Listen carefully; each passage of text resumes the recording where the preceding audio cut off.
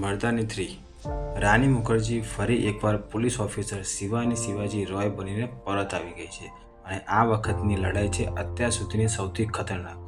મર્દાની 3 એક powerful, emotional અને hard hitting crime thriller છે અને આ ફિલ્મની અંદર સમાજના ગંભીર મુદ્દાને રજૂઆત કરી છે અને રાની મુખર્જીનું અભિનય દિલ જીતી લેવું છે. મિત્રો, આ ફિલ્મના અમુક દ્રશ્યો ખૂબ જ આપણને ઇમોશનલ કરી જાય એવા છે અને આપણને ન ખબર પડતા આપણી આજુબાજુ શું થઈ રહ્યું છે, કેવા દૂષણો અત્યારે ચાલી રહ્યા છે એનું પણ આપણને આ ફિલ્મની અંદર એની તરફ આપણને ધ્યાન દોરે છે. આ ફિલ્મની અંદર એક ખૂબ જ સેન્સિટિવ પોઈન્ટ એટલે કે બાળકોનું અપહરણ. આપણે જ્યારે પણ રસ્તા પર જતા હોઈએ છીએ ત્યારે ટ્રાફિક સિગ્નલ ઉપર ઘણા બધા ભિખારીઓ જે છે એ નાના બાળકો લઈને ભીખ માંગવા માટે આવતા હોય છે. તો શું ક્યારેય આપણે એમની તરફ ધ્યાન દોર્યું છે? એ જેટલા પણ નાના બાળકો હોય એ હંમેશા સૂતા જ હોય, ક્યારેય પણ જાગૃત અવસ્થામાં ના હોય.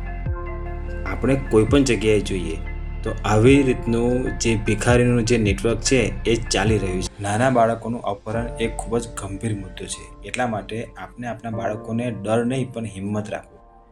કંઈક થાય તો કહેજો. બસ આ એક જ વાક્ય અનેક બાળકોની જિંદગી બચાવી શકે છે. બાળકોને ડરાવવાની જગ્યાએ સમજાવવું.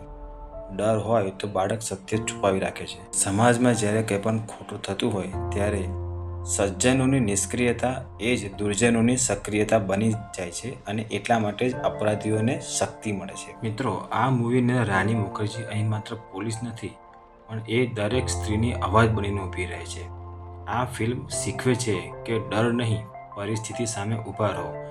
એટલા માટે થઈને આ ફિલ્મ દરેક સ્ત્રીઓએ જોવી જોઈએ. કેમ તો કે એક મજબૂત સ્ત્રીની હિંમત, હિંસા સામે લડવાની તાકાત અને ન્યાય માટેનો જુસ્સો આ મૂવીની અંદર આપણને જોવા મળે છે. આ મૂવીનો સાચો મેસેજ શું છે? આ મૂવી કોઈ એક પોલીસ ઓફિસરની કહાની નથી. આ સમાજને અરીસો બતાવતી ફિલ્મ છે. સમાજમાં કોઈ પણ અપરાધ અચાનક થતા નથી પણ સમાજની બેદરકારી થાય છે. આપણે આ મૂવી શા માટે જોવી જોઈએ? કેમ કે મૂવીની અંદર રાની મુખર્જીનો દમદાર પરફોર્મન્સ, મજબૂત સ્ક્રિપ્ટ, રિયલ લાગતા એક્શન અને ઇમોશનલ સીન અને એનું જે બેકગ્રાઉન્ડ મ્યુઝિક છે એ આ મૂવીને વધુ અસરકારક બનાવે છે. જો તમને રિયલ ઇન્સ્પાયરિંગ મૂવી જોવી ગમતી હોય તો મર્દાની 3 જરૂર જુઓ.